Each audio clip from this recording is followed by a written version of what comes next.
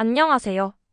오늘은 대한민국의 중년 남성들이 맞닥뜨리는 은퇴와 그 이후의 삶에 대해 이야기해 보려고 합니다. 사실 은퇴라는 단어는 누구에게나 언젠가 마주하게 되는 하나의 큰 삶의 전환점입니다. 하지만 특히 중년 남성들에게 은퇴는 단순히 일을 그만둔다는 의미를 넘어 삶의 의미와 역할, 그리고 자신을 되돌아보는 중요한 시기가 됐곤 하죠. 대한민국에서는 정년을 보통 60세라고들 이야기합니다. 하지만 정말 60세까지 직장에 머무는 사람은 많지 않습니다. 회사의 구조 조정이나 조기 퇴직 권유 같은 현실적인 이유들로 대부분은 50대 초반이나 중반쯤 이미 직장에서 물러나게 되는 경우가 많습니다. 그러다 보니 많은 사람들이 예정되지 않은 은퇴를 경험하게 되고, 이는 곧 삶의 준비가 덜 된 상태에서 시작되는 새로운 여정으로 이어지죠. 은퇴를 앞둔 분들이나 이미 은퇴하신 분들, 그리고 아직 한참 남았다고 생각하시는 분들까지 이 주제는 모두에게 관련이 있습니다. 왜냐하면 은퇴는 그 누구도 피할 수 없는 일생의 과정이니까요.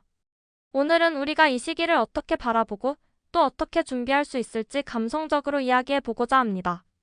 먼저 은퇴를 맞이한 중년 남성들이 흔히 느끼는 첫 번째 감정, 바로 막막함입니다. 갑자기 하루하루가 비어 보이는 느낌. 아침마다 출근 준비를 하던 습관, 동료들과 웃고 떠들던 순간, 그리고 매달 꾸준히 들어오던 급여. 이런 모든 것들이 멈추는 순간이 찾아오면 마치 세상이 조금씩 멀어지는 듯한 느낌을 받기도 하죠.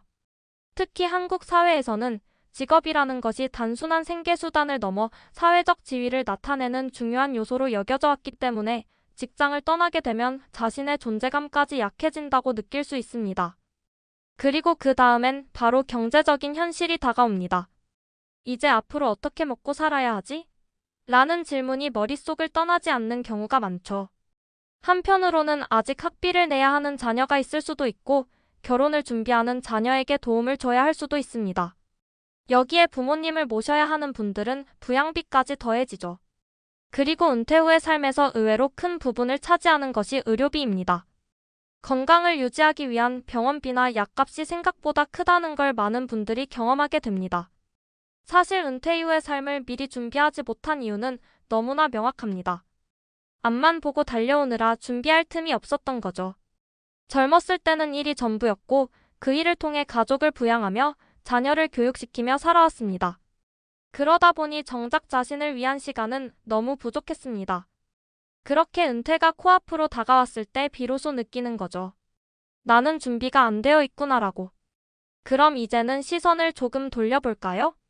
은퇴를 막연히 두려워하기보다 다른 시각으로 바라보는 연습을 해보면 어떨까요? 은퇴는 한편으로는 새로운 시작일 수 있습니다. 그동안 해보고 싶었지만 미뤄왔던 일들, 이제는 그것들을 해볼 시간이 생긴 겁니다. 예를 들면 글을 써보고 싶다거나 그림을 배우고 싶다거나 아니면 전혀 다른 분야의 일을 해보고 싶었다면 은퇴 이후는 그런 꿈을 실현할 수 있는 시간이 될 수도 있습니다. 물론 현실적인 부분이 해결되어야 가능한 이야기일 수도 있지만 이런 가능성을 열어두는 것만으로도 삶의 활기가 생기기 마련입니다. 그리고 건강 이야기를 빼놓을 수 없겠죠. 중년 이후에는 건강관리가 인생의 큰 과제가 됩니다. 매일 꾸준히 운동을 하거나 식단을 조절하거나 혹은 스트레스를 줄이는 방법들을 배우는 것도 중요합니다. 사실 은퇴 후의 삶에서 건강은 그 자체로 삶의 질을 결정짓는 중요한 요소가 됩니다. 건강이 뒷받침되지 않으면 어떤 새로운 도전도 어렵기 때문이죠. 그래서 은퇴를 준비할 때 가장 먼저 해야 할 일 중 하나가 건강한 생활 습관을 만드는 것입니다. 또 하나 중요한 점은 은퇴 이후에도 인간관계를 지속적으로 유지하고 확장하는 것입니다.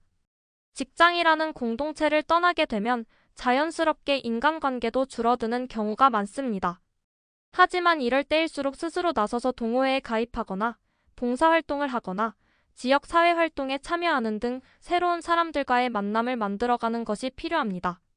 인간관계는 단순히 외로움을 해소하는 것 이상의 의미를 갖습니다. 우리의 정신 건강을 지키고 삶의 동기를 부여해주는 중요한 요소가 되죠. 마지막으로 가족과의 관계를 이야기하고 싶습니다. 은퇴 후에는 가족과 함께 보내는 시간이 많아집니다. 때로는 이러한 변화가 갈등의 원인이 되기도 하죠. 하지만 이 시간을 잘 활용하면 그동안 바쁘게 살아오느라 충분히 나누지 못했던 대화를 나누고 서로를 더 깊이 이해할 수 있는 기회가 되기도 합니다. 배우자와 함께 새로운 취미를 시작해보는 것도 좋은 방법이 될 수 있겠죠. 결국 은퇴라는 것은 끝이 아니라 또 다른 시작입니다. 물론 그 시작을 준비하기 위해 노력과 계획이 필요하지만 그 속에서 우리는 새로운 자신을 발견하고 더 깊은 삶의 의미를 찾아갈 수 있습니다. 오늘 이야기한 것들이 앞으로 여러분의 은퇴를 준비하고 또 은퇴 후의 삶을 풍요롭게 만드는 데 작은 힌트가 되었으면 합니다. 여러분의 인생이 새로운 장으로 펼쳐질 때 그것이 아름다운 여정이 되길 진심으로 바랍니다. 구독과 좋아요를 눌러주시면 더 유익한 정보와 볼거리 제작에 큰 힘이 됩니다.